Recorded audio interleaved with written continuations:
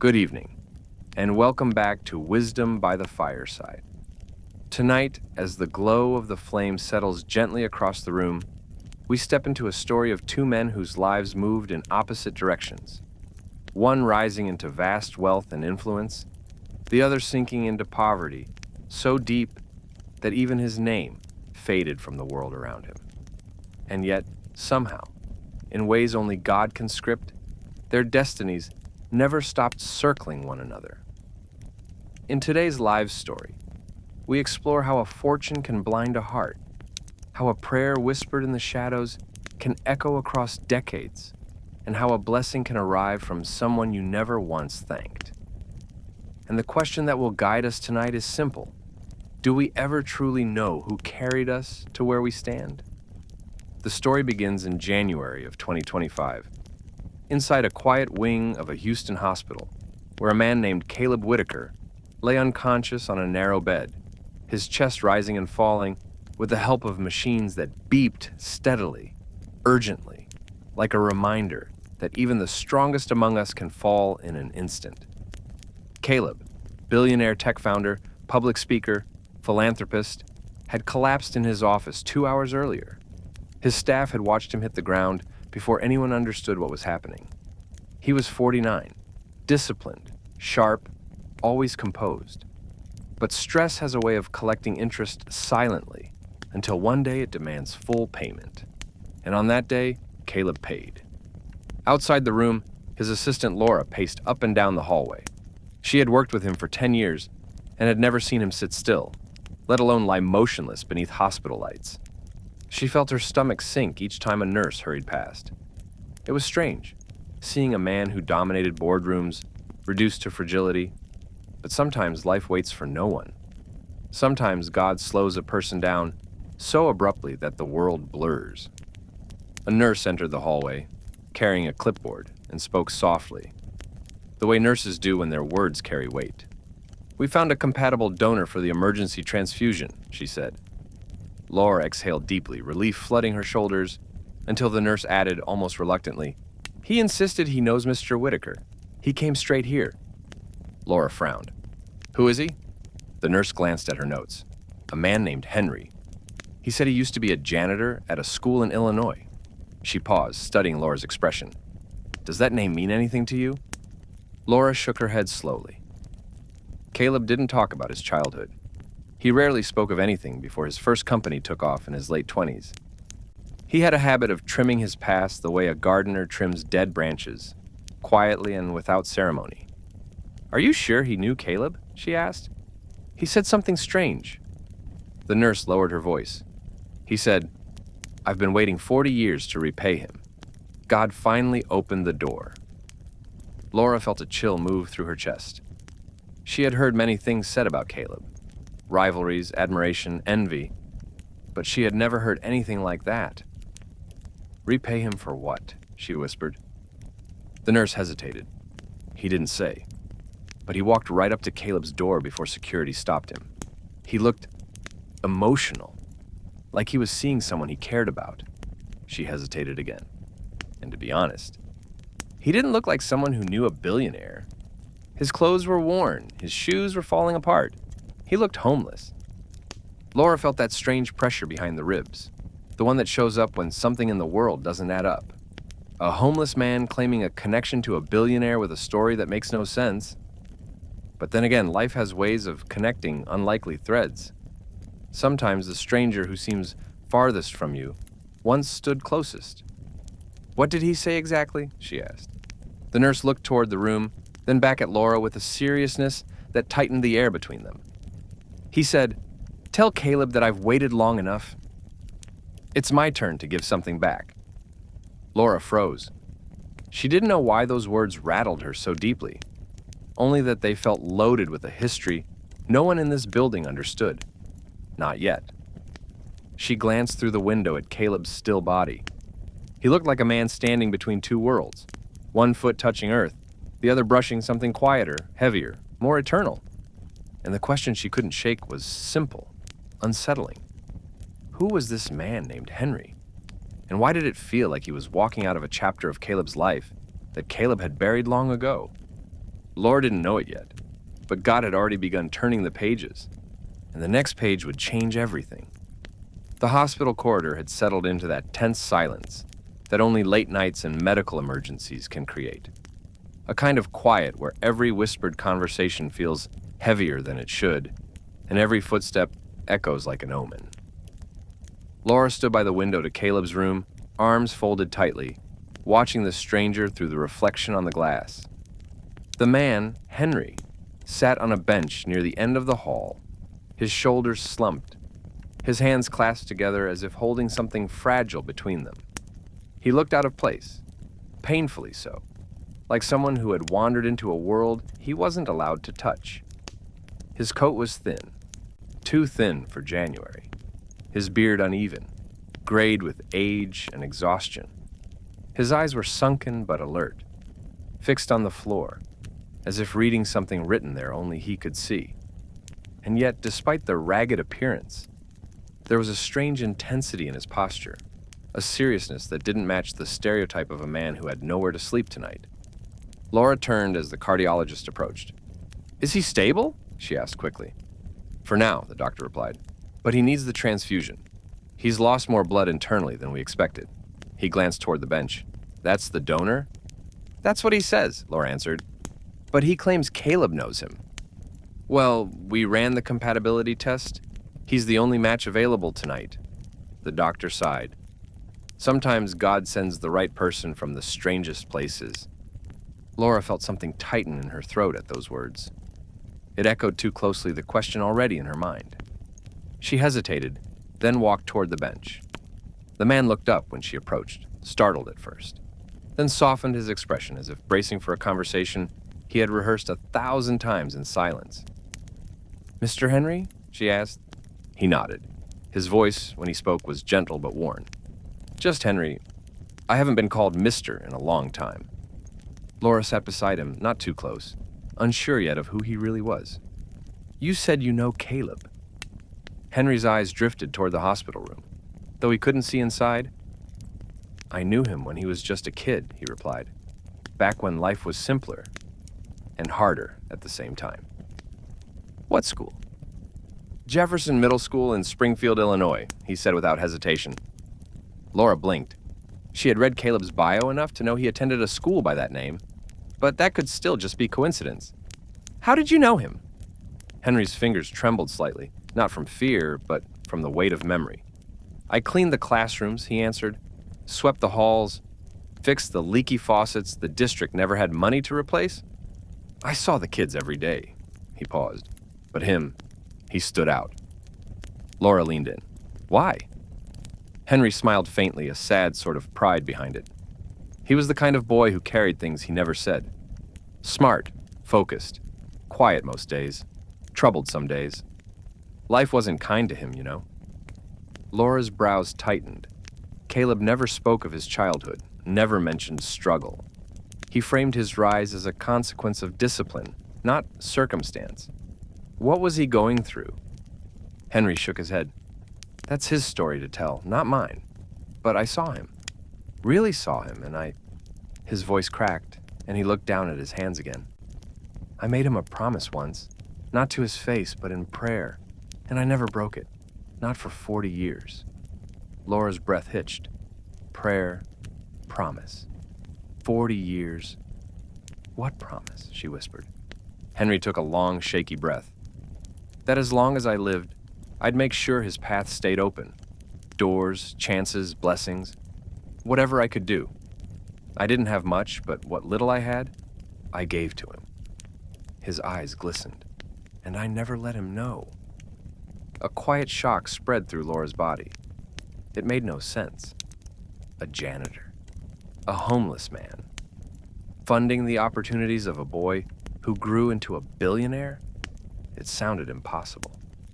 But the way Henry spoke, there was no performance, no attempt to impress. Only truth steeped in humility. "You're saying you helped financially?" she asked carefully. Henry nodded, tears forming at the corners of his eyes. "Piece by piece, month by month. I didn't have family, didn't have a home for long stretches. But I had hands. I had odd jobs. I sold my belongings when I had to. I gave him scholarships anonymously, paid his bus fare some days, dropped envelopes in the counselor's office so he could join programs the school couldn't fund. He wiped his face. He never knew any of it came from me. Laura stared at him, stunned.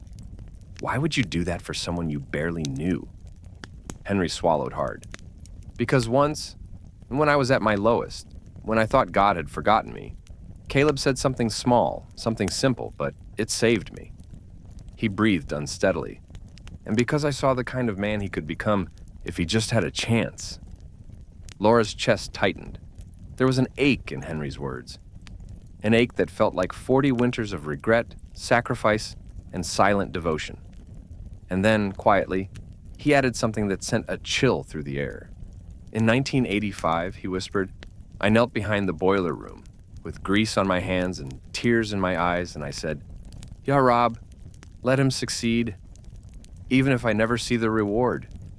He looked toward the hospital room again, voice trembling. And tonight, it looks like God finally decided it was time for me to give him something back. Laura felt her breath catch. The hallway seemed to tilt slightly, as if the building itself understood the magnitude of what had just been spoken. Henry wasn't lying. She could feel it in the way the truth trembled out of him. And somewhere behind that window, Caleb, unconscious and unaware, was about to be saved by the man who had already saved him more times than anyone could ever count.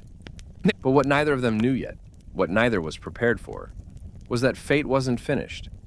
Not by a long shot, because the real story hadn't even begun. The hours that followed moved slowly, as if time itself was pausing to witness what was taking place inside that small hospital room. Nurses worked with quiet urgency, adjusting machines, preparing the transfusion, whispering medical terms that floated down the hallway like thin scraps of uncertainty. Laura remained near the door, arms wrapped around herself, watching as Henry disappeared with the medical staff for screening. She didn't know what to make of him, not yet.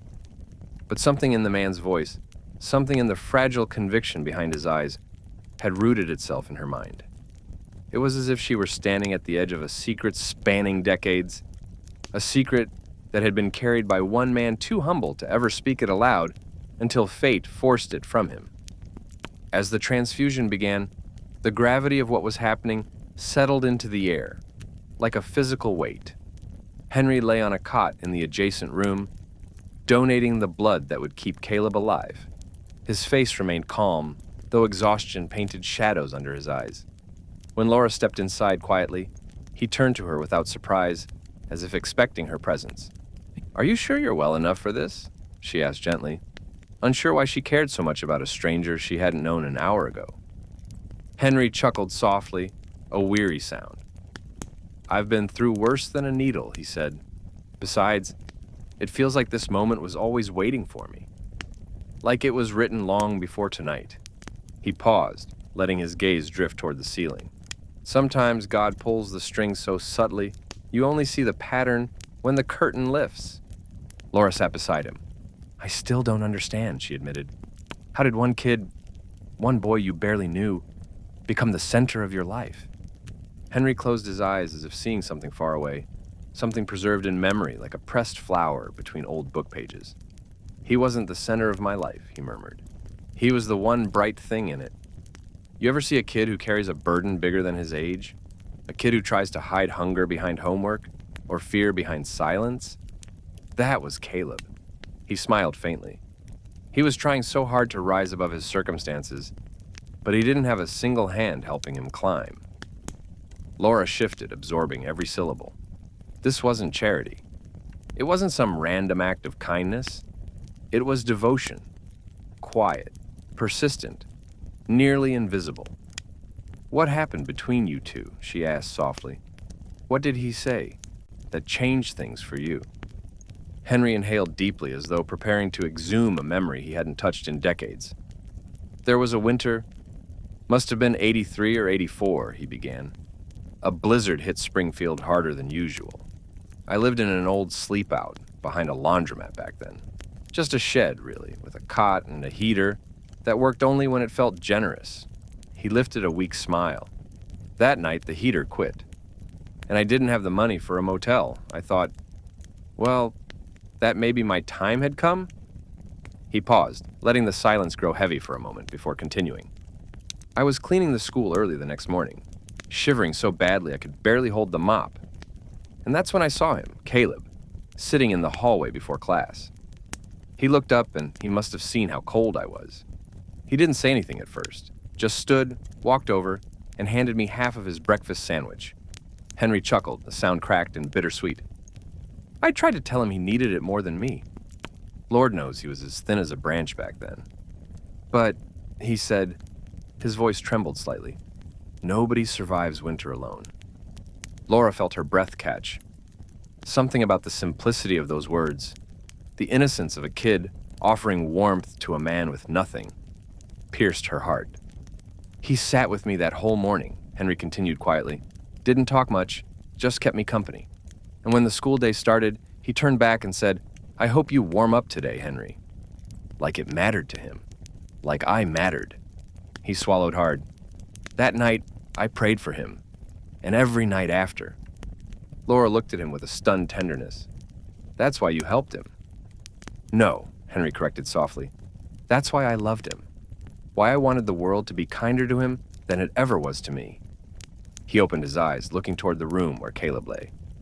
When I asked God to let him succeed, I meant it. I meant it with every bit of warmth that sandwich brought to me. And now, his voice grew thick. Now God is giving me a way to return that kindness.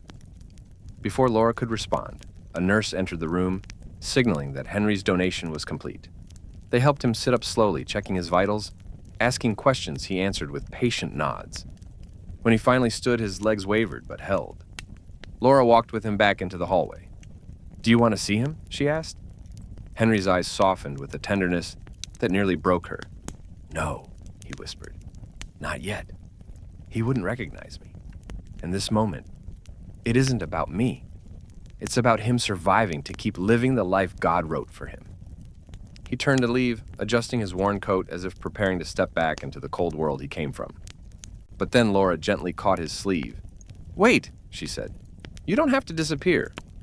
Henry paused, voice quiet, almost apologetic. I've been disappearing all my life. It's what I do best. He took one step away, then another. And as Laura watched him walk down the hallway, a thought struck her with such clarity that she almost said it aloud. He saved Caleb once, and now he's saved him again. But why does it feel like the real story hasn't even unfolded yet? Because somewhere inside that hospital room, a billionaire was about to wake up.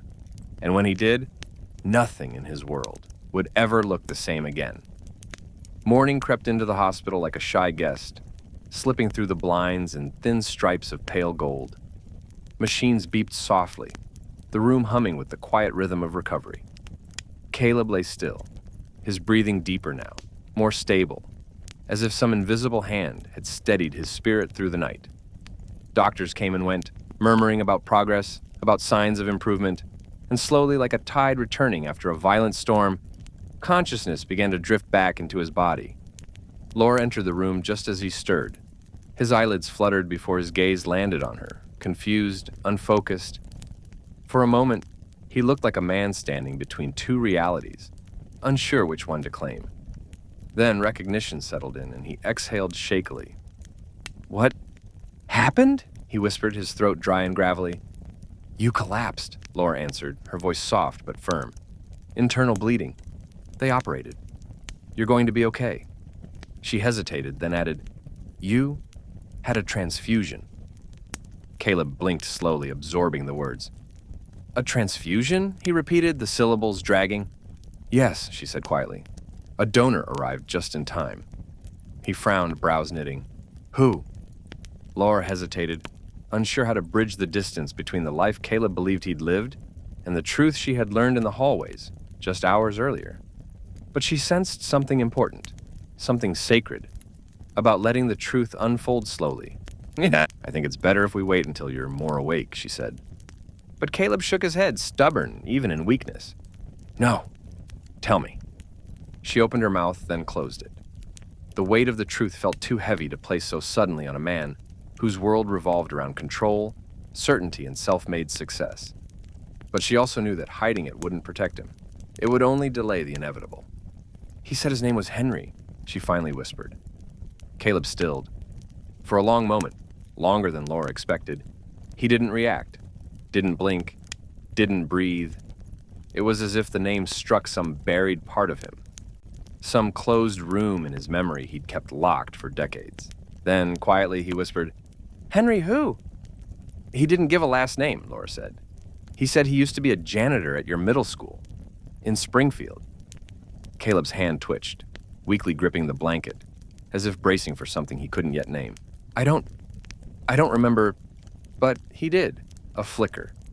A face he hadn't thought about since childhood.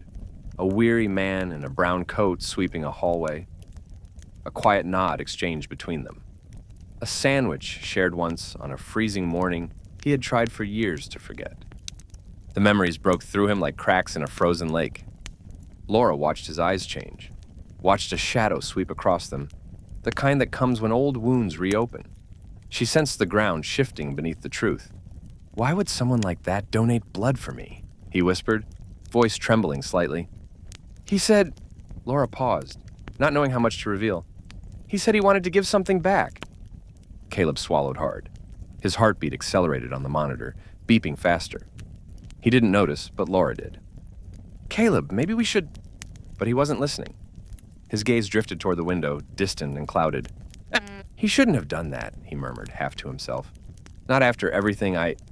He stopped, pressing his lips together, as though silencing something that almost slipped through. Laura studied him. She had seen Caleb speak at conferences, negotiate deals worth millions, stand in front of cameras with a flawlessly curated presence. But she had never seen him shaken, not like this. "What happened between you and him?" she asked gently. Caleb closed his eyes, letting the memories rise, whether he wanted them or not. He saw a hallway, lit by flickering fluorescent lights. He saw a boy, himself, sitting alone, clutching worn textbooks and pretending hunger was just another inconvenience to endure silently. He saw a janitor sweeping nearby, offering small, quiet kindnesses, without expecting anything in return. And then, he saw the night he chose to walk away from all of it, from everyone who had seen him when he was at his weakest. "It's complicated," he said finally. Laura didn't push. She knew this wasn't just a story about a donor. It was something deeper. Something that felt like fate knocking on the door of a man who had spent his adult life pretending he had built that door alone. Just then, the cardiologist entered. "Good to see you awake," he said with a practiced warmth. "You're on the mend, Mr. Whittaker." Caleb managed a small nod. "You had a rare blood type, which made things challenging," the doctor continued. "But we found a donor who matched perfectly. An unusual situation, honestly." He paused. "You were very lucky." Lucky. The word grated against Caleb's chest. He spent years preaching that luck was a myth, that success was earned, carved out by discipline and ambition. But lying here now, alive because a stranger walked in from the cold, luck suddenly felt like a sacred thread woven long before his pride took credit for the tapestry of his life. When the doctor stepped out, Laura noticed Caleb's eyes filling with an emotion she had never seen in him. Fear. Not the fear of dying, but the fear of facing a truth he had spent decades burying. "Do you want to meet him?" she asked softly. Caleb hesitated, breathing uneven. "I don't know," he whispered. "I don't know what I'm supposed to say to a man who saved my life. Twice." Laura leaned forward. "Maybe you don't have to say anything yet. Maybe you just have to listen." His eyes met hers, tired, vulnerable, almost childlike for a moment. "Where is he?" he asked. "He left," Laura said. "He didn't want to disturb you." Something in Caleb's expression broke at that. Not a visible tear, but a subtle collapse in the eyes, as if the past he had outrun for 40 years had finally caught up and placed its hand on his shoulder. "What do you want me to do?" Laura asked. Caleb closed his eyes. "Find him." And as those words left his mouth, neither of them knew that finding Henry would require Caleb to face the one thing he had avoided his entire life. The truth about where he really came from. and who carried him to the man he became. The search for Henry began before noon. Laura made phone calls to the front desk, security, neighboring clinics, anyone who might have noticed a man who looked out of place in a hospital full of polished shoes and tailored coats. But each answer sounded the same. He walked out quietly. He didn't say where he was going. He didn't ask for transportation. He didn't even take the complimentary meal. It was as if Henry had slipped out of the building the way he had walked through life, softly, with no intention of leaving footprints behind. Meanwhile, Caleb remained in bed, staring at the ceiling as if reading words only he could see. His thoughts ran in loops, each one tighter than the last. The beeping machines around him faded into a distant metronome. The world shrank to the thrum of his heartbeat, and the memory of a man he'd tried too hard, for too long, to forget. He didn't want Laura to see the turmoil on his face, so he spoke with forced steadiness. "Springfield shelters," he said. "Check the ones near Jefferson Street first." Laura paused, recognizing the command beneath the exhaustion. She nodded. "I'll call." But even as she dialed numbers, she noticed the way Caleb gripped the blanket, with a tension that didn't match the calm in his voice.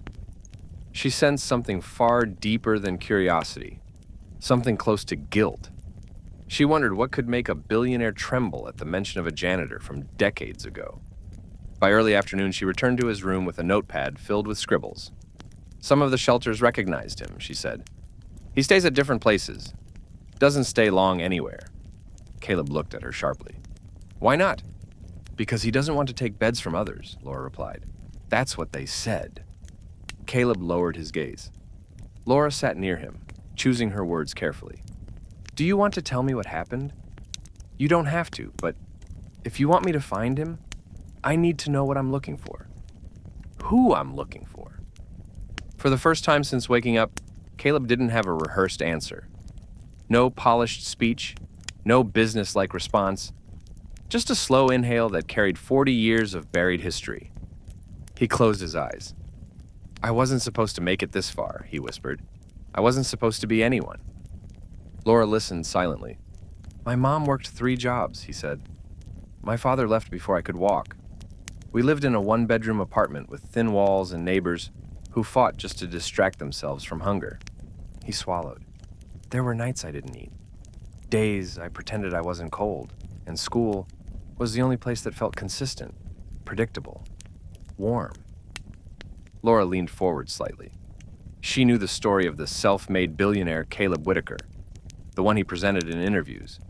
But this version, the raw, unedited truth, was something else entirely. "I noticed him on my first week," Caleb continued. "This janitor with quiet eyes. He swept the floors like the building was his home. Fixed things no one else cared to fix. He saw things too. He saw me." His voice grew softer.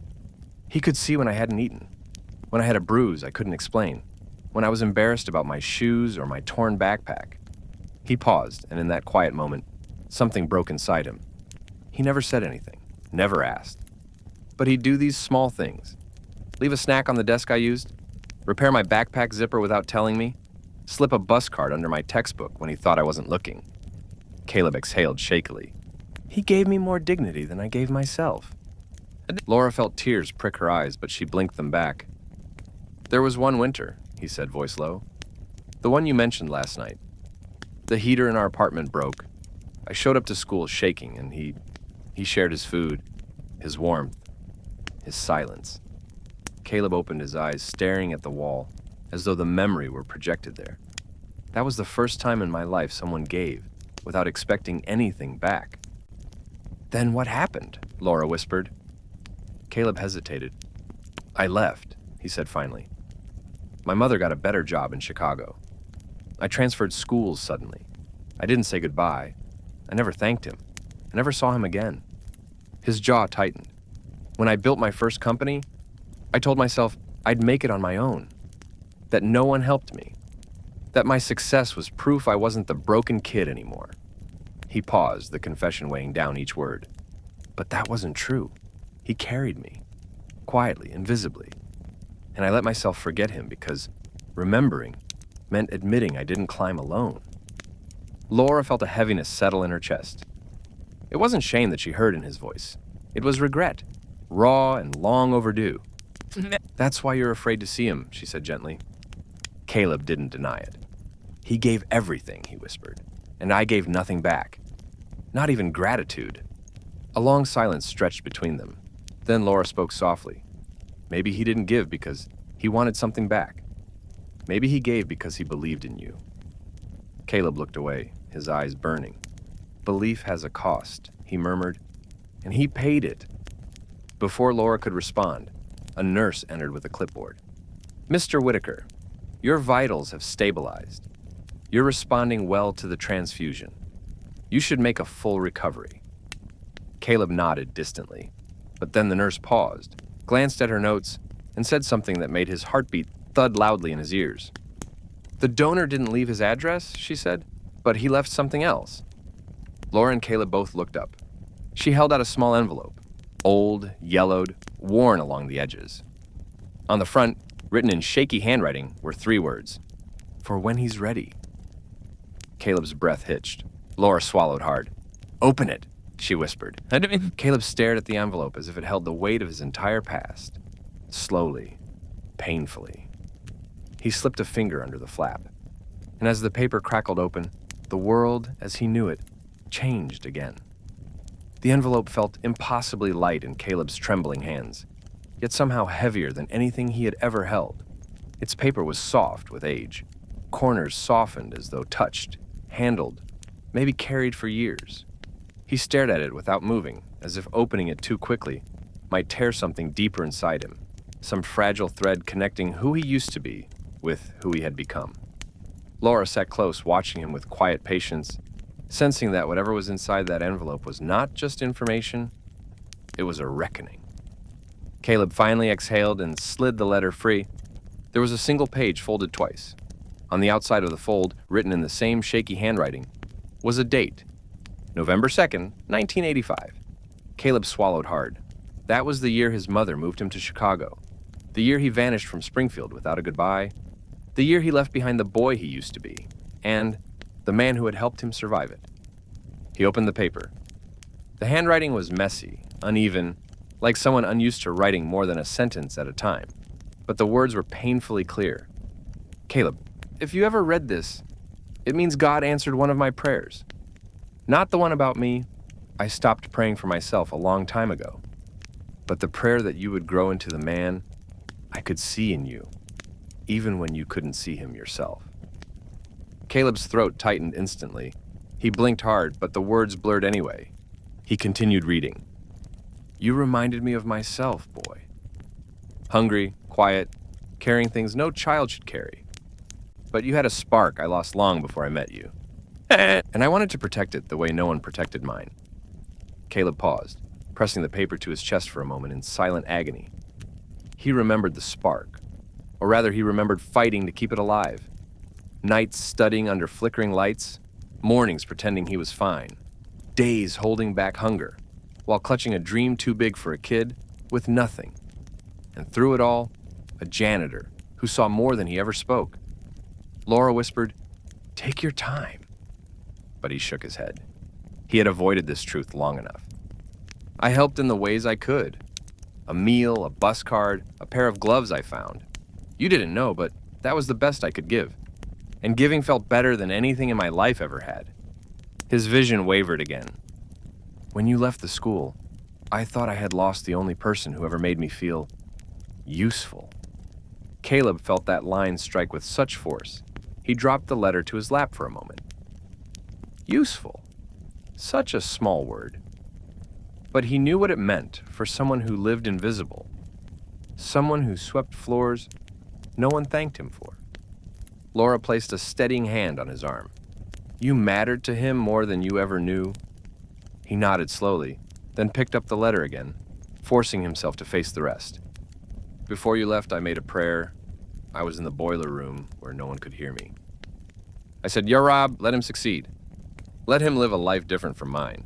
Give him chances I never had, even if I never see the day.'" A silent sob pushed into Caleb's chest, blocked only by sheer will.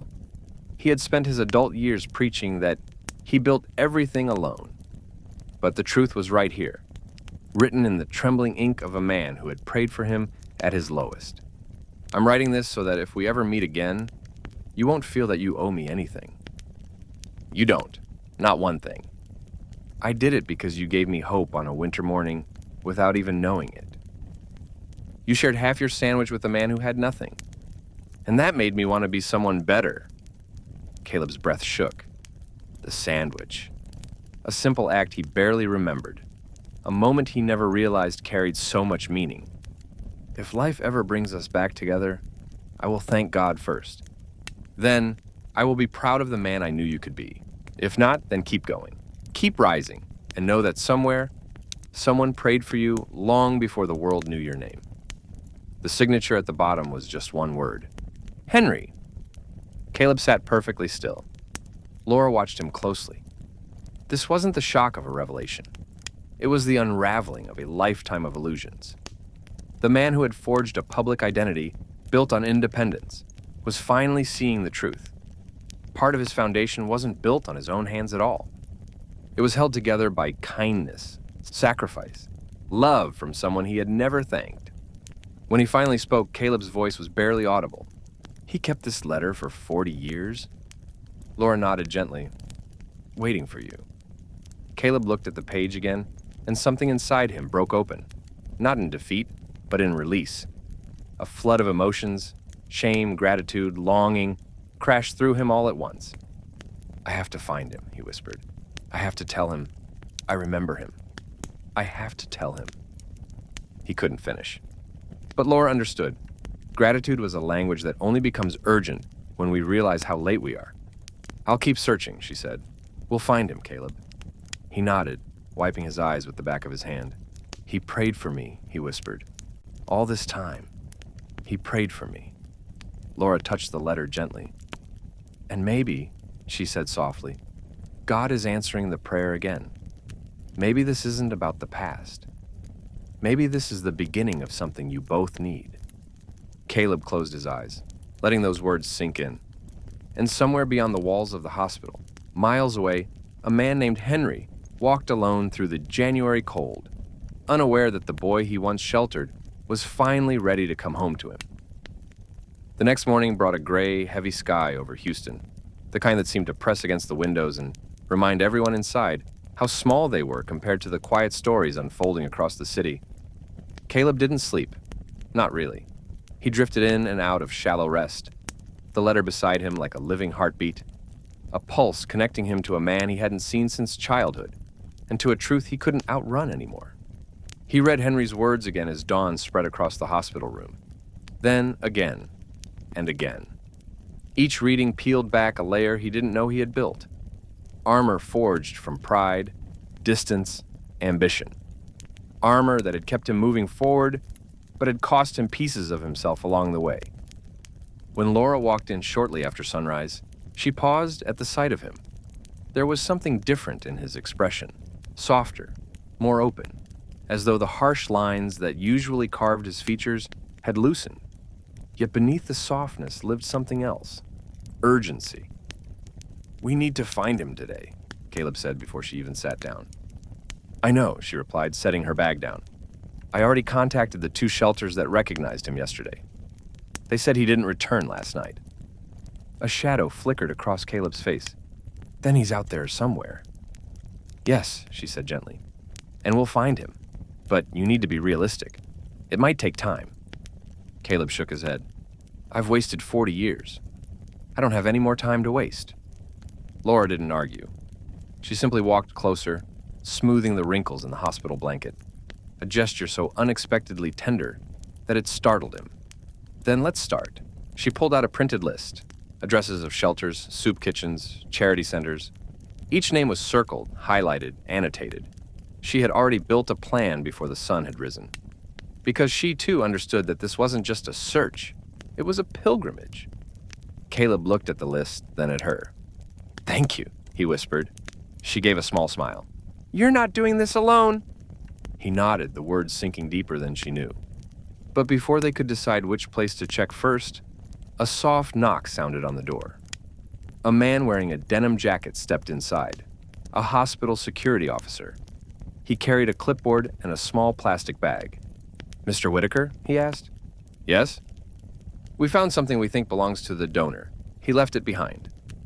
A ripple of emotion ran through Caleb. "What is it?" The officer held out the bag. Inside was a small folded scrap of cardboard. It looked like a torn piece of a cereal box, a makeshift wallet. "He had this on him," the officer continued. "Didn't have ID. But this was tucked in his coat pocket." Caleb reached for it with trembling hands and pulled out the contents. 2 bus tickets, a faded photograph, and a wrinkled napkin with handwriting on it. His breath hitched. The photograph was old, taken probably in the late 1970s or early 1980s. It showed a younger Henry standing in front of an old brick building, Jefferson Middle School. His smile was small, shy, forced even. The corners of the photograph were bent, worn as though it had traveled through every state of poverty a man could endure. But the napkin? The napkin carried words written in pen, ink smudged from either sweat or tears. "If I don't wake up tomorrow, thank you for giving me another day to see the world. If I do wake up tomorrow, let me be a blessing to someone who needs it." Caleb closed his eyes, his chest tightening with something sharp and painful. "He carried this?" he whispered. The security officer nodded. "Looked like something he read every morning." Caleb's voice cracked. "He prayed to be a blessing." Laura felt the weight of that line. Too heavy, too true. The officer cleared his throat softly. "There's one more thing. He left the hospital on foot. Didn't ask for help, didn't wait for discharge. Just walked out the automatic doors and headed north." "North where?" Caleb asked. "We don't know. Cameras lost him in the street." The officer hesitated. "But if I had to guess, he was probably heading to the shelters near Maine. Or maybe the bridge where some people sleep." Laura exchanged a glance with Caleb. They both felt the same thing, an urgency sharpened by guilt and fear and something like longing. After the officer left, Caleb stared at the items in his lap, the photograph, the napkin, the makeshift wallet. Small things, but somehow heavier than trophies, titles, or billion-dollar deals. "Why did I never look for him?" he whispered. Laura spoke softly. "Because you were surviving too." Caleb looked up sharply as she continued. "People who grow up with wounds don't always go back to the places where they were cut. Sometimes moving forward feels like the only way to stay alive." He didn't respond, but something in his face loosened, as if her words had untangled a knot inside him. "We'll start with the bridge," she said. "Then the shelters. We'll go one by one." Caleb nodded. "I want to go with you." "You're not discharged yet." "I don't care." "You should," she said gently, "for your recovery." But Caleb shook his head with a resolve that surprised even him. For 40 years, he walked alone. I'm not letting him walk another mile without knowing he's not invisible anymore. Laura exhaled slowly, then she nodded. "I'll talk to the doctor." Caleb leaned back, gripping the napkin tightly. He stared at the words again. Words written by a man who had prayed for others while having nothing himself. And he realized that maybe God wasn't only answering Henry's prayer. Maybe he was answering Caleb's too. Prayers he never uttered aloud. Prayers buried beneath success and pride and silence. The prayers of a lonely child who didn't know how desperately he needed to be seen. Laura touched the door handle. "I'll come back as soon as I get approval." As she stepped out, Caleb looked once more at the photograph. Henry had been standing right there, right in front of the school where Caleb's life began. And now, 40 years later, Caleb felt something he hadn't felt in decades. He felt like that boy again, hungry, searching, and this time, ready to face the man who fed him when the world looked away. The doctor, predictably, was not thrilled with the idea of discharging a man who had nearly died less than 48 hours earlier. But Caleb insisted with a steadiness that left no room for debate. It wasn't recklessness. It was purpose. A kind of purpose that doctors rarely argue with. The kind that belonged not to logic, but to the soul. After an hour of negotiations, monitoring, paperwork, and stern warnings, he was finally cleared for temporary release, with the promise he would return immediately if he felt even slightly unwell. And Laura helped him into a clean shirt and jacket someone from his staff had dropped off. It felt strange, he realized, to wear something polished and expensive while holding a wrinkled napkin and a faded photograph belonging to a man who owned practically nothing. It made him feel overdressed, almost ashamed. As they stepped outside, the winter air swept around them, sharp, raw, honest. The world felt louder, clearer, as though the city itself knew he was walking towards something long overdue. Laura hailed a car, and they began the slow crawl through Houston morning traffic, moving toward the overpass where clusters of tents often gathered beneath the highway. Neither spoke at first. Caleb stared out the window, watching the blur of buildings and faces pass by. People walked quickly, bundled in coats, rushing toward jobs, appointments, warm rooms waiting somewhere. None of them knew him. None of them knew Henry.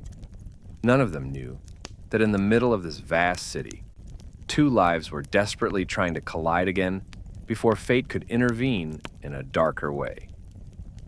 Laura finally broke the silence. "Do you think he knows you're looking?" Caleb shook his head. He never wanted recognition.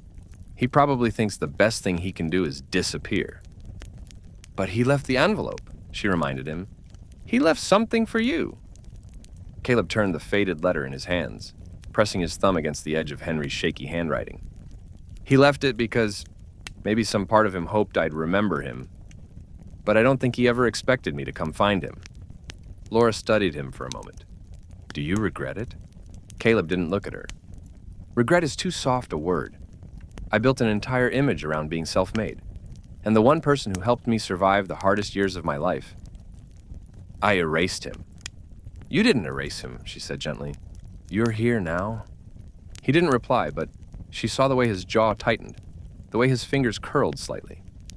He wasn't angry, he was hurting. The car pulled up to the overpass, a long stretch of concrete where the hum of traffic above mixed with the slower, more somber sounds of life below. A row of tents, blankets, makeshift shelters lined the underside of the bridge. A few people lingered by small fires built in metal barrels.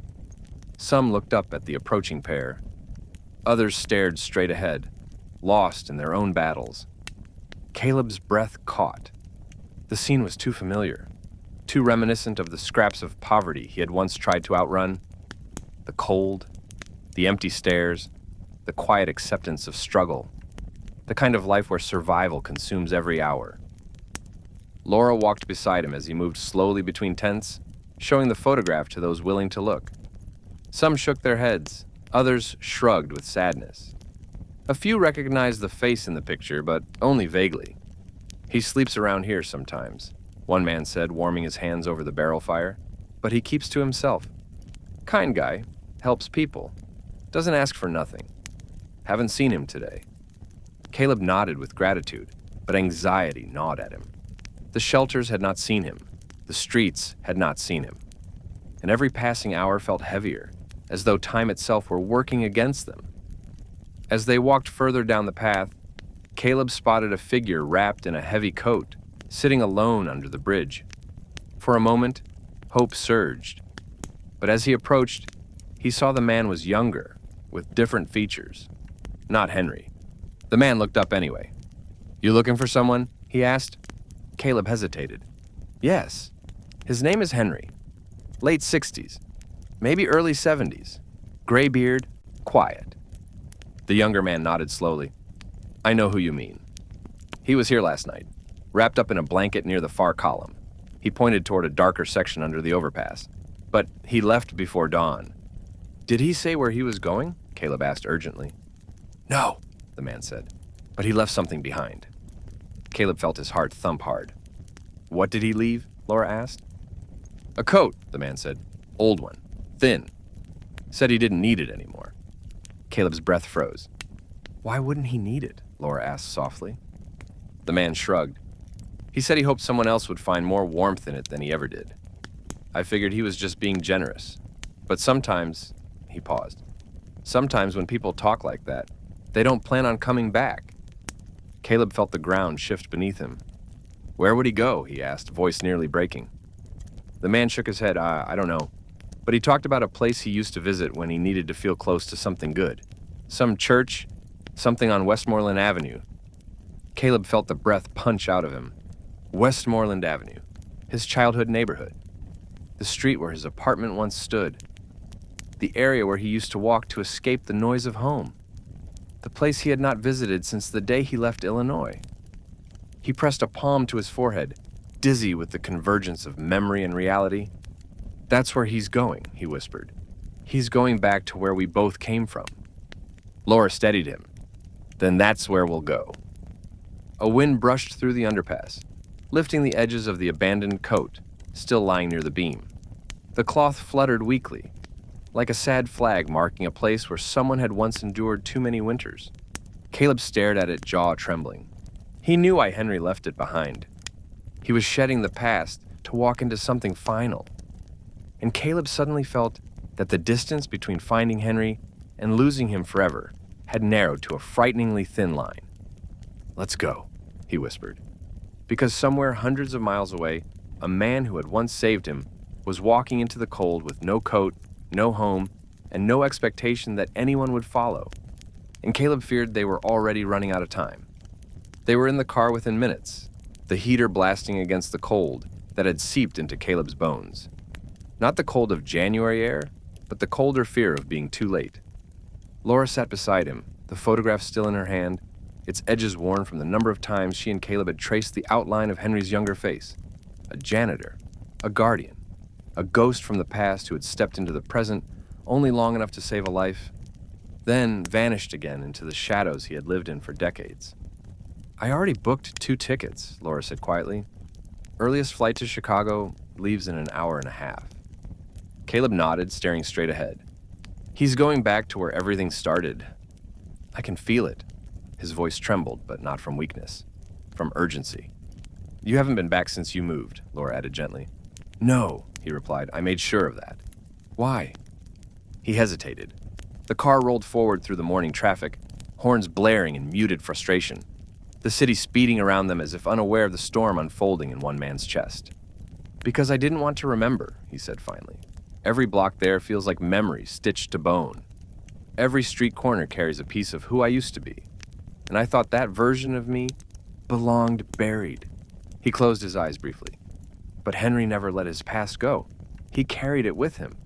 And I'm starting to realize maybe it carried him too." Laura didn't speak. She sensed he needed this silence, this space to let the truth unravel. At the airport, they moved quickly, private security escorting them through medical accommodations, so Caleb wouldn't strain himself. Yet despite the assistance, he walked with determination, refusing the wheelchair offered to him. He insisted on using his own strength. Perhaps, Laura thought, because for the first time since he built his empire, he wasn't walking toward a deal, a spotlight, or a polished stage. He was walking toward a man who carried him when everyone else looked away. On the plane, once they settled into their seats, Laura watched him stare out the window at the gray sky. He clutched the napkin prayer Henry had written, his thumb brushing the inked words over and over again, as if memorizing the handwriting might somehow help him find the man who wrote it. "He prayed for you every day, Caleb," Laura said softly. "You saw it in his letter." Caleb nodded but didn't look at her. "And I never prayed for him." "That doesn't mean you didn't care," she offered. He let out a strained breath. "But I didn't care enough to look back. I didn't care enough to wonder where he went or if he survived after I left. I told myself I owed no one. That gratitude was a weakness. I built a whole philosophy around self-reliance because it made me feel like nothing from my past mattered." His voice cracked. "But someone mattered. Someone who sacrificed pieces of himself just to keep a kid warm during the winter." And Laura reached over and rested her hand gently on his arm. "Then care now. Care fully. Care without holding back. That's what matters." He finally turned toward her, eyes glassy. Not with tears, but with a growing acceptance, a painful understanding. "That's exactly what scares me," he whispered. "That I'm 40 years too late."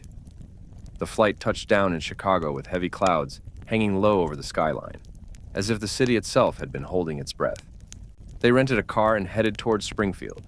The drive was long, quiet, filled with passing highways and miles of landscape Caleb hadn't seen in decades. The road signs stirred memories he had locked away, names of towns he once visited on school trips, gas stations where he and his mother had stopped for cheap dinners. rest areas where he used to dream of a future that didn't feel so tight around his ribs. When they finally reached Springfield, something inside him shifted. The streets felt smaller than he remembered, the buildings more worn. His childhood home, if he could call it that, was on Westmoreland Avenue, not far from a small brick church he used to pass on the way to school. A church whose bells he remembered only faintly, like echoes through fog. "Do you think he came here first?" Laura asked quietly from the passenger seat. "If he wanted to feel close to something good," Caleb murmured, "this would be the place." They parked near the church. Snow dusted the sidewalk. The building was simple, modest, nothing like the grand sanctuaries Caleb had attended in adulthood for holiday events and charity galas. This was different. This was humble, honest. A place where prayers weren't spoken for appearances, but for survival. As they approached the entrance, they saw a man outside shoveling snow. He was older, wearing a thick coat, his breath fogging the air in slow puffs. "Excuse me," Laura called gently. The man looked up. "Morning," he said, voice warm. "Church isn't open for another hour." "We're not here for service," Caleb said. "We're looking for someone." The man set his shovel aside. "Who?" "A man named Henry," Caleb replied. "Gray beard, quiet. Walks with a slight limp, around 70. He might have come here." The man's expression softened, then grew sad. "Yes," he said quietly. "I know Henry." Caleb's breath caught. "Is he here?" The man hesitated. "He was." Laura stepped forward. "When?" "Early this morning," the man said. "He came to pray. He always does when he's troubled, but today..." He looked down at the snow, his voice tightening. "Today he looked tired. More than usual." Caleb felt his pulse begin to race. "Where did he go? Please. We're trying to find him." The man exhaled slowly, pointing down the street. "He walked toward the old apartments, the ones on Westmoreland." He paused, then added quietly, "He said he wanted to see where the boy used to live." Caleb staggered back a step, emotion slamming into him with the force of a lifetime. "He's looking for me," he whispered. Laura gripped his arm, steadying him. The man with the shovel nodded softly. "If you hurry," he said, "you might still catch him." And with those words, the search transformed into something deeper, more urgent, almost sacred. Because Henry wasn't just walking toward the past, he was walking toward the last place where he had seen the boy he once prayed for. And Caleb realized with a painful jolt that Henry wasn't trying to be found. He was trying to say goodbye. The closer they drew to Westmoreland Avenue, the quieter the world seemed to become. Not quiet in the sense of silence. Cars still passed, distant voices still drifted from porches and bus stops. But quiet in the way a place becomes when it holds too many memories at once. For Caleb, every street they turned onto felt like walking backward through time. He recognized houses he hadn't thought about in decades, cracked sidewalks he once ran across as a child, the corner store where he'd bought stale crackers when there was nothing else to eat. Everything felt smaller, older, lonelier. When they reached the block where his childhood apartment once stood, Caleb stopped walking. His breath fogged the air, slow and uneven. The building itself had been renovated years ago. A fresh coat of paint, new railings, updated windows. But the bones were the same. The shape was the same. The place where he had once pressed his forehead to cold glass and prayed for a life bigger than the one he had. "I haven't been here since I was 11, he whispered. Laura stepped beside him. She saw his shoulders tense, the way memories weighed on him like stones. "You're allowed to come back different," she said softly. But he wasn't listening. His eyes had locked onto something ahead. A figure, sitting on the steps of the building, wrapped in a blanket someone must have given him. A small bag at his feet. His posture slightly hunched from the cold. His hands folded in his lap. Henry! Even from a distance, Caleb knew. There was no question. Something in the shape of him, the quiet endurance, the stillness, pulled at Caleb's heart with a force that nearly brought him to his knees. Laura touched his arm, her voice barely a breath. "Go!" Caleb moved forward slowly at first, then faster, breath trembling, heart pounding. Each step seemed to strip away another layer of the man he had built, the confident entrepreneur, The strategic thinker, the untouchable billionaire. Those versions of him dissolved, leaving only the boy he had once been. The boy Henry had protected. The boy who had never said thank you. When he reached the bottom of the steps, he froze. Henry lifted his head. His eyes were tired, but kind. With that same quiet depth Caleb remembered from childhood. The wind tugged at strands of his gray hair. "Caleb," Henry whispered, recognizing him instantly as though he had been expecting him all along. Hearing his own name in Henry's voice broke something in him. Caleb swallowed hard, a sob rising, but not yet released. "You left the hospital," Caleb said, breath unsteady. Henry smiled faintly. "Hospitals aren't places for men like me. Besides, I wanted to see this place one more time." Caleb took the final step toward him. "Henry, why didn't you wait for me? Why did you disappear?" Henry's gaze drifted past him for a moment, toward the building, toward their shared past. "Because I didn't want to trouble you. You're a busy man, important. You have a life, He shrugged lightly. "I just needed to see where it all started. For both of us." Caleb shook his head, his voice breaking. "You're not a trouble. You never were." Henry chuckled softly, rubbing his chilled hands together. "You were always a good kid, even when life wasn't kind. I knew you'd make something of yourself. I saw it in you." "You didn't just see it," Caleb said. You gave me everything. You gave me chances. You fed me when I was hungry. You made sure I could get to school. You prayed for me." His eyes burned. "You carried me." Henry bowed his head slightly, embarrassed by praise the world had never given him. "I didn't do much." "You did everything," Caleb insisted, his voice trembling. "You saved me, more than once. And I never came back. I never looked for you. I pretended I did it all on my own." Henry looked up, eyes soft. "Caleb," he said gently, "I never helped you so you'd owe me something. I helped you because helping you gave my life meaning. You were the best thing I ever got to witness." Caleb's breath quivered. He reached up, wiping tears with the back of his hand, but they kept coming, warm against the cold air. "I'm sorry," he whispered, "for forgetting you, for leaving without saying goodbye, for building a whole life without acknowledging the person who made it possible." Henry shook his head. "You don't owe me apologies. You lived. You succeeded. That was the answer to every prayer I ever made." "I want to give back to you," Caleb said earnestly. "I want to help you. Anything you need. A home, a doctor, a job, money. Whatever it is. Please let me." But Henry looked away, a sad smile forming. "I'm tired, Caleb. Too tired for new beginnings. I'm not sure I'd fit in a life like yours." "You will," Caleb said quickly. "I'll make sure." Henry's voice softened. "Son, I'm not afraid of the cold. I've lived in it a long time. What I'm afraid of is burdening the one person I love in this world." "You could never burden me," Caleb said, voice filled with conviction. Henry gazed at him for a long moment. Then, he reached out and placed a hand on Caleb's cheek, rough, cold, trembling. "My boy," he whispered, "I'm so proud of you." Caleb's breath caught. Tears fell freely now. The boy he once was, the man he had become, collided in a single moment that felt as sacred as prayer. "Please come with me," Caleb whispered fiercely. "Let me take care of you the way you took care of me." Henry smiled gently, brushing away a tear that had fallen onto Caleb's hand. "I'll come," he whispered. "Just give me a moment to say goodbye to the past." Caleb nodded, stepping back as Henry turned to look at the building one more time, his eyes reflecting memories both painful and precious. But as Henry stared at the place where two broken lives had once met, his hand suddenly gripped the railing, and his knees buckling. "Henry!" Caleb cried, lunging forward. And in that instant, the entire world seemed to hold its breath.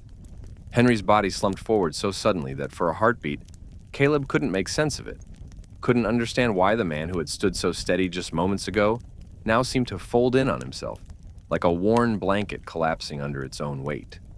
Instinct took over.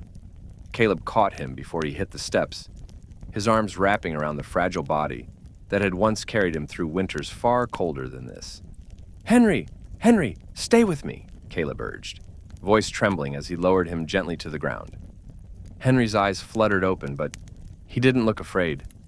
There was a strange peace in his gaze, a soft, resigned calm that made Caleb's heart pound harder. "I'm okay," Henry whispered weakly. "No, you're not," Caleb said fiercely. "You're not. Laura, call an ambulance." Laura was already dialing, her voice tight with urgency. "We need medical assistance on Westmoreland Avenue. Elderly man, possible collapse. Hurry." Caleb's hands hovered helplessly over Henry's chest, unsure whether to hold him or shake him, or simply beg him not to go anywhere. "Breathe," he pleaded. "Please, just breathe." Henry managed a faint smile. "Look at you," he whispered, as if marveling at something beautiful. "All grown up, still trying to save the world." "I'm trying to save you," Caleb said, his voice cracking. "Stay with me." Henry's eyes softened. "God gave me enough time to see the man you became. That's more than I ever expected, more than I ever prayed for." "Don't talk like that," Caleb said, voice rising in panic. "You're coming with me. You promised you'd come." Henry exhaled a shaky breath, the cold visible in the air. "And I will. Just give me time." Caleb shook his head violently. "No, not time. Help. You need help." Sirens wailed faintly in the distance, growing louder, weaving through the streets of Springfield toward them. Caleb leaned closer. "You're going to be okay," he repeated, as if saying it enough times could force the universe to obey. "You hear me? You're going to be okay." Henry blinked slowly, then lifted a trembling hand toward Caleb's cheek. "Son, listen to me." Caleb grasped his hand tightly. "I'm here. I'm here." Henry's voice trembled like a candle flame fighting wind. "I'm not afraid. Not anymore. Seeing you again, it's enough. More than enough." "No," Caleb whispered. "Not yet. Please, not yet." "I walked this earth a long time with nothing," Henry murmured. "But God gave me one gift. You. Watching you grow, watching you become the man I always believed you'd be. That was my reward." Caleb's tears fell freely now, warm tracks on his cold face. "Don't say goodbye," he begged. "Please, Henry, don't." Henry's fingers curled weakly around Caleb's hand. "I'm proud of you," he whispered. "So proud." The finality in his voice terrified Caleb. "Henry, stop, please." But Henry's gaze drifted past him, softening as though he saw something beyond the gray sky above. Something distant. Something peaceful. "Yarab," he whispered, breath thin and trembling. "Thank you for letting me see him. One last time." Caleb's heart seized. "No! Henry, stay with me. Please." The ambulance screeched to a stop. Medics rushed out, kneeling beside them, moving with skilled urgency. They attached monitors, lifted Henry carefully onto a stretcher, called out numbers and vitals and commands that blurred together. Caleb stepped aside only because they forced him to, his hands shaking, chest heaving. He watched helplessly as they loaded Henry into the ambulance. One medic turned to him. "You can ride with us," she said. "He's unstable. We'll do everything we can." Caleb climbed inside without hesitation. Laura followed in a second vehicle behind. Inside the ambulance, the world shrank to the frantic beeping of machines and the medics' urgent voices. Henry lay motionless, an oxygen mask covering his face. His eyes remained closed. "Henry, it's me," Caleb whispered, leaning forward as the ambulance sped through the streets. "Stay here. You're not done. Not yet." But Henry didn't answer.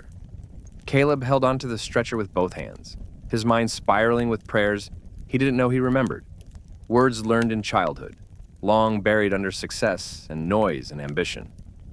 "Please, God," he whispered. "Please, not like this. Not when I just found him." The medic looked up briefly. "He's fighting," she said, "and don't lose hope." Hope felt like a thin thread between Caleb's fingers, and he clung to it with everything he had. When they reached the hospital, the doors swung open and medics rushed Henry inside. Caleb tried to follow, but a nurse blocked his path gently. "You have to wait here." "No," he said, shaking his head. Please, I need to be with him." "We'll update you soon," she said. The automatic doors slid shut between them. Caleb stood motionless in the hallway, chest tight, mind spinning. The world around him blurred into muffled voices and rushing footsteps, none of it reaching him fully. He felt something inside him shatter, something he had held together with false strength for years. Laura arrived seconds later and immediately reached for him. What happened?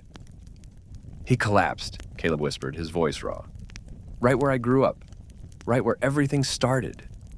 Laura wrapped an arm around him as he sank onto a bench, the weight of everything pressing down like a storm. The letter, the napkin, the photograph, the winter morning 40 years ago. The man who walked through life unseen, so Caleb could walk into a future that belonged to both of them. Minutes crawled by, then a doctor finally approached. Mr. Whittaker? Caleb stood so quickly he nearly lost his balance. Is he okay? The doctor exhaled slowly. He's alive, he said. Caleb closed his eyes in relief. But we need to talk, the doctor added gently. The pause that followed was long, heavy, terrifying. Laura reached for Caleb's hand, squeezing it, and the doctor spoke again. And the next words felt like the room itself tilted beneath them. The doctor motioned for Caleb and Laura to follow him into a small consultation room. One of those quiet, windowless places where hospitals deliver news they hope won't break someone. Caleb's pulse hammered in his ears. Every step toward that room felt like walking deeper into a corridor he didn't want to enter. But he went, because Henry would have gone for him. The door closed behind them with a soft click. The doctor sat across from them, folding his hands gently. First, he began, I want you to know that Henry is stable in this moment. He's breathing on his own, and we've started treatment. And that Caleb closed his eyes, letting that single thread of hope hold him upright. But, the doctor continued, voice softer now, he's extremely weak. His body is exhausted. He's been malnourished for a long time, and he has untreated heart failure.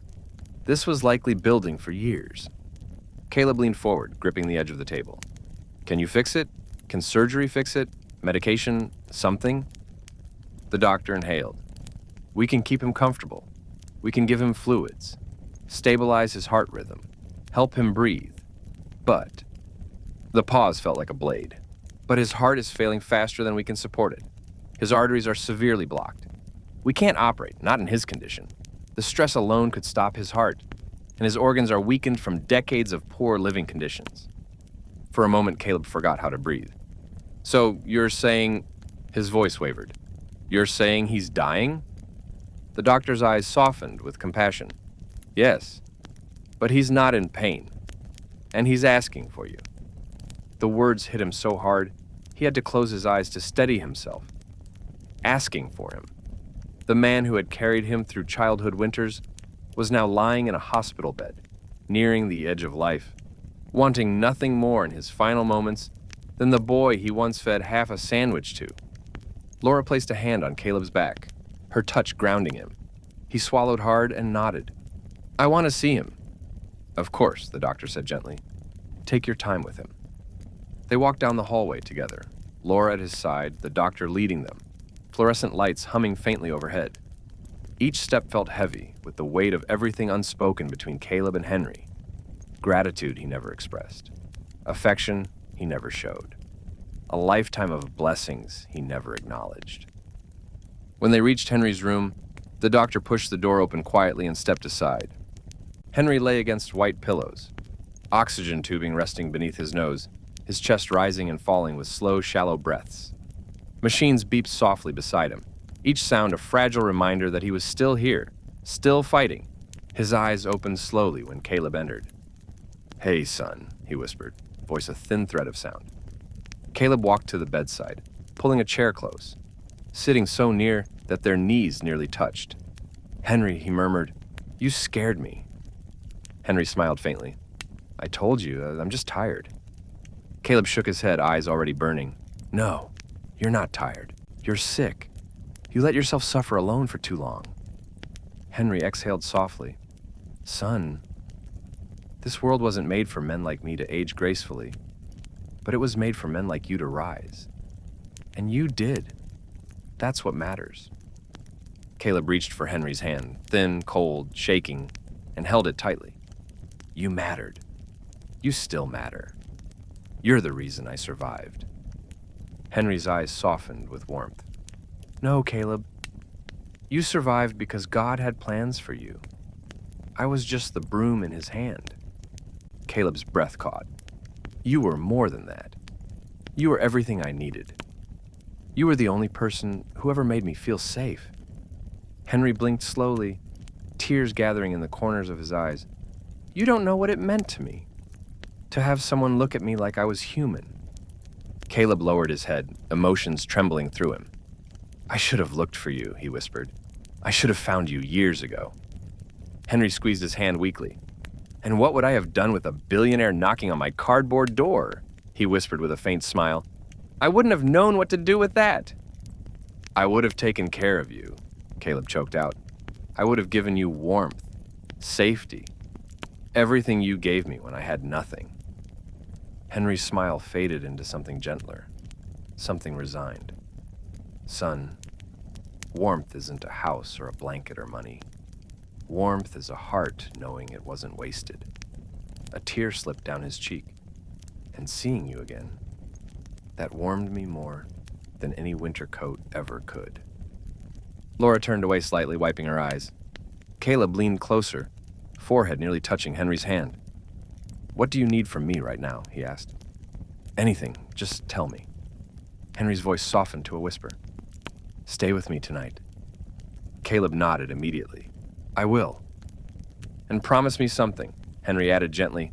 "Anything." "When I'm gone, don't let this break you." His breathing hitched slightly. "Let it make you softer, kinder. Remember what a small kindness can do." Caleb nodded, tears slipping freely now. "I promise." Henry's hand slid up to rest against Caleb's cheek again. Cold, trembling, but filled with affection so deep, it seemed to flow from a lifetime of unspoken love. "You were my greatest blessing," Henry whispered. "Maybe God didn't give me a home, but he gave me you." Caleb couldn't speak. He could only nod, gripping Henry's hand like it was the only thing anchoring him to earth. Henry's eyes began to drift closed. His breaths grew slower, shallower, each one sounding like it was being borrowed from someplace quiet and far away. Caleb leaned forward, voice shaking. "I'm right here." Henry exhaled. "Good," he whispered faintly, "because I don't want to walk the last steps alone." Caleb pressed his forehead to Henry's hand, tears falling onto the sheets. "You're not alone," he whispered fiercely. "Not anymore. Not ever again." And as the machines continued their fragile harmony, and the winter sun began to lower beyond the window, Caleb held Henry's hand with the grip of a man trying to keep time from moving. Because he knew that sometime soon, maybe minutes, maybe hours, the man who had saved him would reach the end of his journey. And Caleb would have to face a truth he had spent a lifetime running from. Some angels walk among us dressed as janitors, and we don't recognize them until it's almost too late. Night settled over the hospital like a soft gray blanket, dimming the halls and quieting the world outside Henry's room. The overhead lights were lowered, leaving only the soft glow of a lamp in the corner, warm, gentle, almost like the glow of a fireside. Caleb stayed in the chair beside him, his hand wrapped around Henry's, refusing to let go, even for a moment. Nurses came in periodically, checking vitals, adjusting blankets, whispering updates that Caleb barely registered. His entire world had narrowed to the sound of Henry's breathing, thin, uneven, fragile. Laura sat quietly by the door, giving them space, though her own eyes reflected the weight of what was unfolding. She watched Caleb with an understanding that went beyond sympathy. This wasn't just a man watching someone die. This was a man watching the part of himself he had buried finally rise, only to be taken again. Hours passed in a slow, heavy blur. The rhythmic beeping on the monitor occasionally skipped, then steadied. Each skip made Caleb's heart seize. Each recovery made him breathe again. But time was moving in one direction only. At one point, Henry stirred slightly. His fingers twitched in Caleb's grasp. His eyelids fluttered. "Henry," Caleb whispered, leaning closer. "I'm here." Henry opened his eyes. They were tired, clouded, but still held that familiar kindness, like he was looking at something precious. "You stayed," Henry murmured. "Of course I stayed," Caleb said, voice trembling. "I'm not leaving you. Not again." Henry smiled faintly. "You were always a good boy." Caleb shook his head, tears rising. I wasn't good. I was angry. I was scared. I let the world harden me. I let success convince me I didn't need anyone. You needed someone once, Henry whispered. And God sent me, that's all. Caleb gripped his hand tighter. You were more than someone. You were my only safety, my only warmth. Henry blinked slowly. You gave me warmth too. You never knew it, but you did. Caleb swallowed hard. How? Henry's gaze drifted upward, as if seeing the memory written in the air. That morning you shared your sandwich. You didn't know how cold I was, how close I was to giving up. You sat beside me and treated me like I mattered. That moment carried me a long time, son. Caleb felt his breath stutter. I didn't know. You weren't supposed to know, Henry whispered with a soft smile. Kindness doesn't keep receipts. A fragile silence followed, broken only by the hum of the machines and Henry's weakening breaths. Henry, Caleb whispered, voice cracking. Let me take care of you now. Let me give you the life you deserved. Henry chuckled faintly, a sound so soft it seemed to float. Son, I didn't want a different life. This one was mine. Hard, yes. Lonely sometimes. But God kept me here for a reason, and I think it was you. Caleb bowed his head, emotion shaking through him. I don't want to lose you. Henry squeezed his hand lightly, as though gathering the last of his strength. You won't, not really. The things I gave you, they live in you. Compassion, resilience, gratitude, you carried them, even when you didn't realize whose hands planted them. Caleb lifted Henry's hand and pressed it against his forehead, tears falling onto their joined fingers. I will carry you for the rest of my life, he whispered. I promise. Henry's breathing faltered slightly, then steadied. Slower now, gentler. He turned his head slightly toward Caleb. I want you to listen carefully, Henry murmured. This is important. Caleb nodded, tears blurring his vision. You built a great life, Henry said. But don't let it build walls around your heart. Let people close. Let people help. Let kindness in. And give it freely, especially to those who don't expect it. I will, Caleb whispered. I will. I promise you I will. Henry's eyes softened. Good. Because the world needs more men who remember where they came from. Caleb lifted his head, his voice shaking. Henry, thank you for everything, for saving me, for believing in me, for loving me when I didn't deserve it. Henry's lips curved into a faint, peaceful smile. You deserved it more than you know. His eyes grew heavier. His breaths grew shallower. Henry, Caleb whispered urgently, stay with me, please. Henry blinked once more, slow and gentle. I'm right here, he murmured. And when I'm gone, remember this. Caleb leaned closer, his heart pounding. Henry's final words came out as a whisper carried on a fragile breath. God never let you walk alone. He just let me walk with you for a while. Caleb covered his mouth, trying to hold in the sound of grief that threatened to break free. Henry's eyes drifted closed. His breathing slowed. The monitor beeped in wider intervals, then steadied, then softened. Caleb pressed Henry's hand against his heart. I'm here, he whispered desperately. I'm right here. Don't go. But the machines told the truth even his heart could feel. Henry's breath slipped further apart. His chest rose gently, fell, rose again, then a long, quiet exhale, the faintest release, and then nothing. Caleb froze. The world froze. A silence fell over the room so absolute it felt like time itself bowed its head in mourning. Laura covered her mouth, tears streaming down her face. Caleb's body trembled. He leaned forward, resting his forehead against Henry's hand, sobs shaking through him. Not loud, not violent, but deep, soul deep. He had found the man who saved him. Just in time to say goodbye. And in the quiet aftermath, as grief settled over the room like soft ash, one truth became painfully clear. Some people leave this world with nothing in their pockets. But everything they planted in another human being lives on forever. Caleb didn't move for a long time after the monitor fell silent. He stayed there with his forehead pressed gently against Henry's still hand, his shoulders rising and falling with the quiet, broken sobs of a man grieving not just a person, but the years he could never reclaim. Laura didn't interrupt him.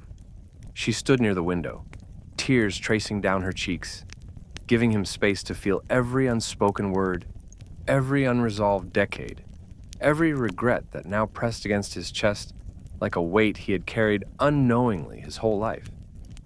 Eventually, the nurse slipped in quietly, turned off the machines, and lowered the lights even further.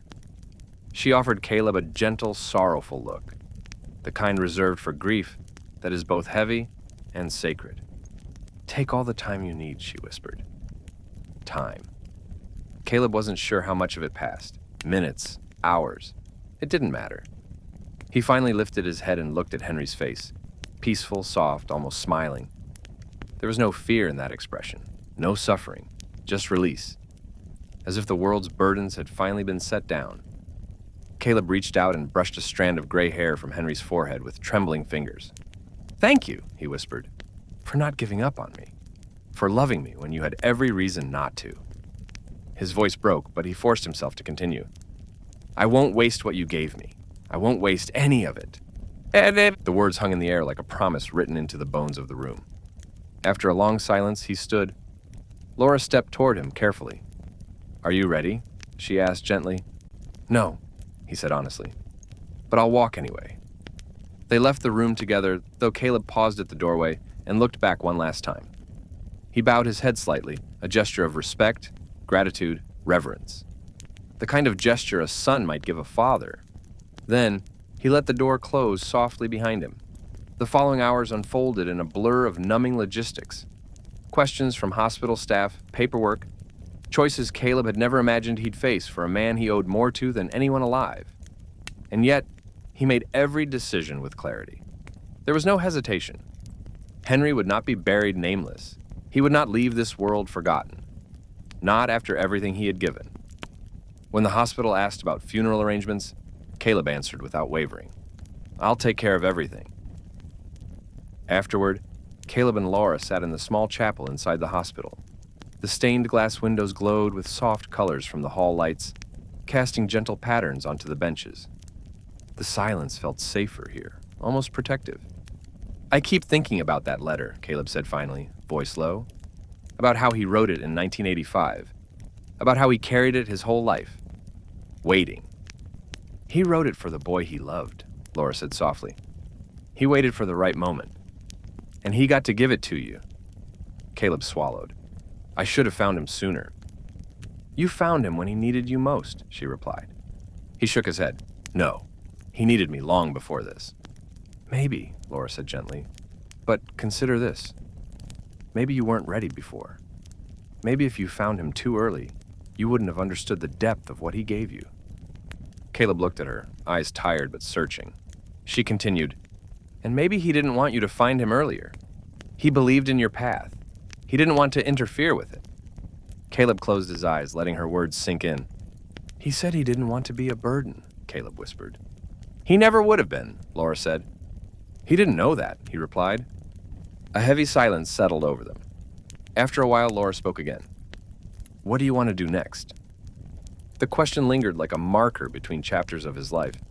Before today, Caleb's plans always involved deadlines, negotiations, expansions. But now, something deep within him had shifted, like the axis of his world had tilted and forced him to look in a direction he had never dared to face. "I want to find everything about him," Caleb said quietly. "What he went through, where he lived, who he was before he became invisible." Laura nodded slowly. "Then we'll start there." "And I want..." His voice cracked slightly. "I want him remembered. I don't want the world to forget him ever again." She reached for his hand, squeezing it gently. "It won't." Just then, Caleb's phone buzzed in his pocket, a rare sound in a day so heavy he had forgotten he even carried it. He nearly ignored it. But when he glanced at the screen, he saw something unexpected. It was an email. The subject line read, "Jefferson Middle School Records Request, Follow-Up." Caleb froze. He had requested records only the day before, some part of him already starting to look for pieces of Henry's past. But he hadn't expected them so quickly. His breath caught as he opened the message. Inside were scanned documents, old employment files, wage slips, disciplinary reports, all empty, praise notes from teachers who had thanked Henry for staying late to help struggling students. And then, near the bottom of the attachments, Caleb found something that made his heart twist. A scholarship form, filled out in 1985, for a boy named Caleb, anonymous donor, $318. The note attached simply read, "For school supplies and after-school programs." Caleb's fingers tightened around the phone as emotion surged through him. "That was him," he whispered, voice trembling. "He gave me that scholarship. I remember thinking the school did it. I thought it was random. But it was him. It was always him." Laura looked at the screen and covered her mouth with her hand, tears glistening in her eyes. "He never stopped giving," she whispered, "even when he had almost nothing." Caleb stared at the letterhead, the faded ink, the handwriting he now knew by heart. He thought of Henry's prayer, the napkin, the letter he carried for 40 years. And something deep within him shifted fully, permanently. "I'm going to build something in his name," Caleb said suddenly, voice steady with new purpose. "Not just a donation, not just a plaque. Something that will outlive both of us. Something that helps kids the way he helped me." Laura wiped her tears. "What will you build?" "A foundation," he said slowly, "for children in poverty. For kids who need warmth, safety, guidance. For kids who need a Henry." The words felt like a calling, like destiny finally stepping forward into the light. At that moment, a nurse entered the chapel quietly, her voice gentle. "Mr. Whittaker, Henry's belongings are ready for you." Caleb stood, steady but solemn. "Thank you," he said. "I'll take them." Yeah. As they walked toward the room where Henry's few possessions waited, a profound truth settled in Caleb's heart. Some people leave behind houses or money or legacies carved in marble. But some, like Henry, leave behind something far greater, a life rewritten by kindness. And Caleb knew his own life was no longer his alone. It was now the continuation of Henry's prayer. Henry's belongings were contained in a small cardboard box, so small, so painfully light, that Caleb felt his throat tighten the moment the nurse handed it to him. It didn't seem right that a whole human life, decades of quiet sacrifice, silent prayers, harsh winters, and endless nights, could be reduced to something he could hold in one hand. But life was cruel in that way. Some people left behind mountains of possessions. Others left behind mountains of impact. Only one of those measured a life's worth. Caleb carried the box to the same small chapel where he and Laura had sat earlier. He placed it gently on the bench, hands trembling as he opened the flaps. Inside were only a few items: a worn pair of gloves with frayed edges, a pocket-sized New Testament with a cracked spine, a half-used train pass, a folded grocery receipt with only one item circled: bread, and a small, nearly empty glass bottle of cologne, the label rubbed off from years of traveling in pockets and bags. And at the bottom, lying flat, was an envelope addressed simply to, "If God brings him back to me." Caleb's breath caught. With shaking hands, he pulled out the envelope and opened it. Inside was another letter, older than the one in the hospital, dated 1991. Written 6 years after Caleb had left Springfield. Written long before Henry ever expected to see him again. The handwriting was familiar, though shakier. "Caleb, if God ever brings you back to where you started, and if you ever find me, I want to tell you something I never had the courage to say. You saved my life before I ever saved yours." Caleb felt a tremor run through him. He continued, "You were just a boy. You didn't know what a simple kindness can do. But that morning you shared your sandwich. It gave me a reason to keep living another day. I had been losing the will to be here. I asked God to show me something good, something pure, something worth staying for. And then you sat beside me." Caleb's eyes filled with heat and tears. He touched the paper with a tenderness usually reserved for holy things. "I didn't raise you. I didn't adopt you. I didn't have the right to call you my son. But in my heart, that's what you were. I prayed for you like a father prays for his child.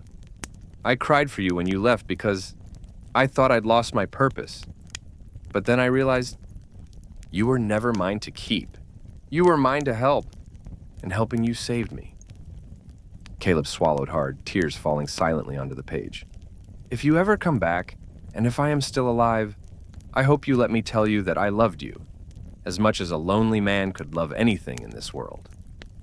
Below the signature, there was one final line, almost an afterthought. And if I am gone, don't forget the prayer that protected you when you were small. Caleb closed his eyes, pressing the letter to his chest, holding it there as if he could feel Henry's heartbeat through the ink. He loved you, Laura whispered, standing quietly at his side. He really, truly loved you. Caleb nodded, unable to speak. For a long moment, he let silence fill the chapel, warm, gentle, thick with grief and gratitude. Then he placed the letter back in the box and inhaled deeply, grounding himself. We're building that foundation, he said quietly, and we're naming it after him. Laura nodded. What will you call it? He didn't hesitate. The Henry Foundation. For what exactly? She asked softly. Caleb looked down at the box, at everything Henry had left, the small scraps of a hard life, and the enormous legacy behind them. For kids who feel invisible, Caleb said, for kids who walk through winters alone, for kids who need someone to see them, feed them, believe in them. He paused. For kids who just need one soul to say, you matter. Laura smiled through tears. He would be proud. Caleb exhaled shakily. I hope so. Later that evening, after arrangements were made and Henry's body was transferred to the funeral home, Caleb walked alone to the street outside. Snow had begun to fall, soft, gentle flakes shimmering beneath the streetlights. He stood still, letting them land on his jacket shoulders, his hair, his skin, and then he spoke softly, his breath clouding the air. Ya Rab, he whispered, voice trembling, he prayed for me every day. Let this be my prayer for him. Let him rest in peace. Let him be rewarded for every kindness he planted. Let him be embraced with warmth he never had here.